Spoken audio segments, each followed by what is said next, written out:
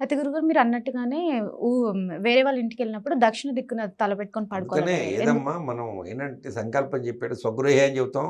హ్మ్.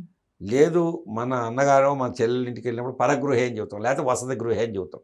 హ్మ్. కాబట్టి అది నియమం చెప్పుకుంటూ వచ్చారు. దాంట్లో ప్రమాణాలు 3 ఉన్నాయి. ఈ యొక్క శారీరక ధర్మం మీరు ఇందాక అడిగినటువంటి ప్రశ్నలో సూతకాలు ఒకటి, ఈ తలగడ ఎట్లా పెట్టుకొని పడుకోవాలి పడగదిలో, ఈ ఫోటోలు ఉండవచ్చా, ఉండకూడదా అనేటువంటి ఈ 3 వీటన్నిటికి కూడాను ముహూర్త మార్తాండం, ముహూర్త చింతామణి, ముహూర్త పారిజాతం. ఈ ముహూర్త గ్రంథాలైనటువంటి 3 గ్రంథాల్లో కూడా చెప్పబడినటువంటిదే మీకు చెబుతున్నాను నేను. హ్మ్. కాబట్టి సొంత ఇంట్లో మాత్రం తూర్పే పెట్టమన్నాడు. ఈ ఏదన్నా వేరన్నా చుట్టాలింటికి గాని, స్నేహితుల ఇంటికి గాని వెళ్ళినప్పుడు ఉత్తరం పక్కన పెట్టమన్నాడు. శాస్త్రం అది చెప్పేసాడు అంతే. అట్లా హ్మ్. ఉండాలి అని. అక్కడ తూర్పు పెట్టుకున్నంత మాత్రాన దోషం ఏం లేదు. హ్మ్. అక్కడ తూర్పున పెట్టుకోవచ్చు.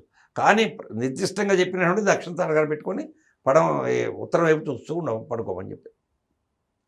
ఏదైనా శారీరకంలో పడుకునే ముందు కూడా నీ యొక్క ఇష్టమైన దైవనామస్మరణ చేస్తూ, లేచిన తర్వాత అయినా కూడా ఇష్టమైన దైవనామస్మరణ చేస్తూ హ్మ్. లేవాలి. హ్మ్. పడుకునేటప్పుడు దైవనామస్మరణ చేయాలి. లేచేటప్పుడు దైవనామస్మరణ చేయాలి. నీ ఇష్టమైన దైవనామస్మరణ చేసినట్టయితే ఆ రోజు సుఖవంతమైనటువంటి జీవనం, సుఖవంతమైనటువంటి యొక్క ఆ సమయం మొత్తం కూడా గడిచిపోతుంది మంచిగా.